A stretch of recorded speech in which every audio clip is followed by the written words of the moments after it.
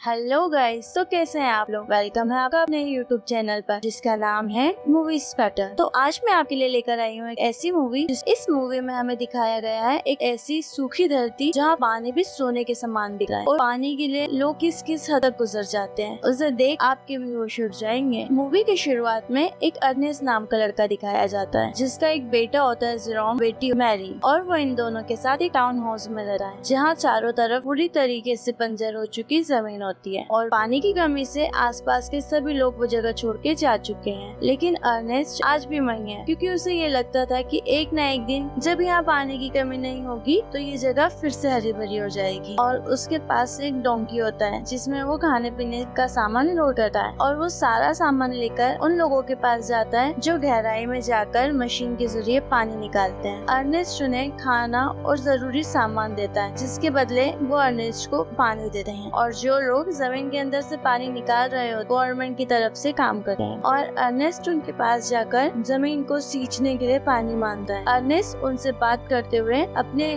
Donkey के साथ और बेटे के साथ घर वापस आता है। तभी अचानक से उसका डोंकी गिर जाता है और उसका पैर टूट जाता है। अब अर्नेस्ट उसे देखकर कहता है कि मुझे इससे जान से मारना होगा, लेकिन उसका बेटा उसे रोकने की कोशिश करता है। तभी अर्नेस्ट उसे कहता है कि अब ये किसी काम का नहीं, इसका एक पैर टूट चुका है और इसके इलाज के लिए अब न हमारे पास दवा है और न ही देने के लिए पानी। और इस मजबूरी के चलते वो गधे को मार देते हैं। उसके बाद सीन शिफ्ट होके अर्नेस्ट की बेटी को बताते हैं जो कि मिट्टी से बर्तन को मांजती है और यहीं पर भी पता चलता है कि पानी कितना कीमती था और लोग उन्हें अब सोने चांदी की तरह संभाल कर रखते थे। अब अर्नेस्ट अपने बेटे के साथ एक जगह जाता है जहाँ पर रोबोट की नीलामी होती है क्योंकि अर्नेस्ट का डोंकी भी मर चुका था। अब सामान कैरी करने के लिए उसके पास कुछ नहीं था, इसीलिए वो एक रोबोट पर बोली लगाकर उसे खरीद लेता है और उस रोबोट के 4 पैर होते हैं और एक वो डोंकी की तरह ही काम करता है और उसका नाम सिम होता है। नीलामी के समय फ्लेम नाम का आदमी उस रोबोट को खरीदने में ही काफी इंटरेस्ट दिखाता है, लेकिन अर्नेस्ट बड़ी बोली लगाकर जीत जाता है और इसीलिए वो अर्नेस्ट से जेलस हो जाता है। उसके बाद वो अपनी पत्नी कैथरीन से मिलने हॉस्पिटल जाता है और उसकी पत्नी का काफी समय पहले एक्सीडेंट हो गया था और वो चल फिर नहीं पाती थी। वो हॉस्पिटल में एक एडवांस फ्रेम के थ्रू ही चल पाती थी और अर्नेस्ट के पास इतने पैसे नहीं थे कि वो उसे खरीद सके। अब वो अपनी वाइफ से मिलकर घर जा ही रहा होता है तो उसे रास्ते में एक रॉबी नाम का आदमी मिलता है जो कि बहुत गरीब होता है और वो अर्नेस्ट से उसके बच्चे को खरीदने को कहता है ताकि वो कुछ पानी खरीद कर पी सके। अब वह पानी भी बड़ा महंगा मिलता था तो अर्नेस्ट उसे पानी के पैसे देता है और बोलता है अपने बच्चे को भी हॉस्टल लेकर जाओ और कहता है तुम्हें इसे बेचने की कोई जरूरत नहीं है और साथ ही कहता है कि जो भी खर्चा आएगा इसके इलाज का वो भी मैं ही दूंगा। उसके बाद अर्नेस्ट के घर फ्लेम आता है और बोलता है तुम मुझे अपना रोबोट उधार दे दो, मुझे इसकी जरूरत है, मैं अपना काम खत्म करके तुम्हें इसे वापस कर दूंगा। लेकिन अर्नेस्ट को फ्लेम की बातों पर भरोसा नहीं होता और वो उसे मना कर देता है। तभी फ्लेम को इस बात पर गुस्सा आता है और वो वहाँ से चला जाता है। अब अर्नेस्ट के रोबोट ने अर्नेस्ट की डोंकी की जगह ले ली और वो अपना काम अच्छे से कर रहा था। अब अर्नेस्ट पानी खोजने के लिए कुआं खोदता है और उसे और गहरा करता जाता है और वो गाड़ी से अपने घर की तरफ जाता है। तभी वो फ्लेम को उसके घर की तरफ जाते हुए देखता है और वो समझ जाता है कि वो मैरी से मिलकर आ रहा है। दरअसल फ्लेम और मैरी रिलेशनशिप में होते हैं और मैरी रोज रेडी होकर रात में फ्लेम से मिलने भी जाती है। अर्नेस्ट मैरी को आके डांटता है और उसे फ्लेम से दूर रहने के लिए कहता है क्योंकि वो जानता था कि फ्लेम अच्छा आदमी नहीं है। लेकिन इतना समझाने के बाद भी मैरी अपने पिता की बात बिल्कुल नहीं मानती थी। तभी अर्नेस्ट मजबूरी में उसे घर पर लॉक कर देता है। उसके बाद अगली सुबह अर्नेस्ट उसके गैरेज में जाके देखता है तो उसकी रोबोट गायब रहती है और उसका शक सीधा फ्लेम पे जाता है क्योंकि फ्लेम ही कुछ दिन पहले रोबोट को उधार लेने आया था और अब वो फ्लेम के घर जाता है और उसके पिता से मिलता है और वो दोनों बात करते हैं और बातों ही बातों में पता चलता है कि फ्लेम कुछ सामान लेकर पहाड़ों की तरफ गया है उसी रोबोट से। तभी अर्नेस्ट भी फ्लेम को ढूंढने पहाड़ों की तरफ जाता है। तभी पीछे से एक आदमी उसे जोर से मुक्का मारता है और वो गिर जाता है और वो बेहोश हो जाता है। तब उससे होश आता है तो वो देखता है कि पानी निकालने वाले वर्कर्स उसे मारना चाहते हैं क्योंकि उनका कहना था कि अर्नेस्ट ने उनका सामान चोरी कर लिया और उन्होंने अर्नेस्ट को उसके रोबोट के साथ आते हुए थे। तभी वो लोग अर्नेस्ट को मारने के लिए आगे बढ़े हैं, लेकिन तभी अर्नेस्ट के हाथ में उसकी गन आ जाती है और वो वहाँ से भाग निकलता है और फ्लेम को खोजने लगा है और कुछ ही देर बाद फ्लेम उससे मिल जाता है। उन वर्कर्स का सारा सामान फ्लेम ने चुराया था और असल में फ्लेम उस सामान को बॉर्डर के उस पार भेजना चाहता था ताकि उसे बहुत सारे पैसे मिल सके। लेकिन अर्नेस्ट उसे बांधकर उन वर्कर्स के पास ले जा रहा होता है ताकि वो अपने आप को बेगुनाह साबित कर सके। अब रास्ते में पानी ना होने की वजह से अर्नेस्ट को बहुत प्यास लगी है और उसका गला भी सूखने लगा है और उसकी हालत खराब होने लगी। तभी फ्लेम उसे कहता है कि हम शराब पीकर भी अपनी प्यास बुझा सकते हैं और फिर ये सामान बेचकर बहुत सारे पैसे कमा सकते हैं। अर्नेस्ट पानी की जगह अब शराब पीने लगा है, लेकिन वो अभी सामान को बेचना नहीं चाहता था। अब शराब ज्यादा हो जाती है और उसका पेट लड़खड़ाने लगा है। तभी मौके का फायदा उठाकर फ्लेम अर्नेस्ट के सर पर बड़ा पत्थर मारता है और अर्नेस्ट वहीं मर जाता है। तभी फ्लेम अर्नेस्ट को बांध देता है और उसे वाटर सप्लाई की तरफ जाने का आदेश देता है और इधर फ्लेम मेरी को लेकर भाग जाता है। अब शाम होने वाली रहती है और अर्नेस्ट के बेटे को शक होता है कि अभी तक अर्नेस्ट घर नहीं आया और वो उसे ढूंढने निकल जाता है। और रास्ते में उसे शराब की बोतल मिलती है और वो उस वर्कर्स के पास ले जाता है और वहाँ पर उसका रोबोट भी होता है और उन वर्कर्स को ये लगता है कि रोबोट ने ही अर्नेस्ट की जान ली है। अर्नेस्ट के मरने के बाद दोनों भाई बहन अंदर से बुरी तरीके से टूट जाते हैं और अब दोनों अकेले रहते हैं क्योंकि अर्नेस्ट मर चुका था और उनकी माँ भी हॉस्पिटल में थी। अर्नेस्ट की फ्लूरर के बाद जेरोक्स उस रोबोट को तोड़ने लगा है क्योंकि उसे लगता है कि उसने ही अर्नेस्ट को मारा है। तभी वहाँ फ्लेम आता है और उसे सिंपैथी देने लगा है और कहता है कि हम अब भी सप्लाई का काम कर सकते हैं और उन वर्कर्स से सिंचाई के लिए पानी भी ले सकते हैं। लेकिन जेरोक्स कहता है कि वो लोग कभी भी जमीन पर खेती करने के लिए पानी नहीं देंगे। लेकिन तभी फ्लेम वर्कर्स को शराब की 2 बोतलें देकर उसे पानी देने के लिए मना लेता है और वो वर्कर्स बिना गवर्नमेंट को बताए पानी सप्लाई करने लगा है। पानी मिलते ही फ्लेम अर्नेस्ट की जमीन पर खेती शुरू कर देता है और देखते ही देखते कुछ ही महीनों में हरी भरी फसल आ जाती है। जेरोक्स और फ्लेम ये देखकर काफी खुश होते हैं। अब फ्लेम मेरी से शादी कर लेता है और उनकी फैमिली का हिस्सा बन जाता है, लेकिन अंदर ही अंदर उसे पता होता है कि उसने अर्नेस्ट के साथ क्या किया था। अब एक दिन बैंक से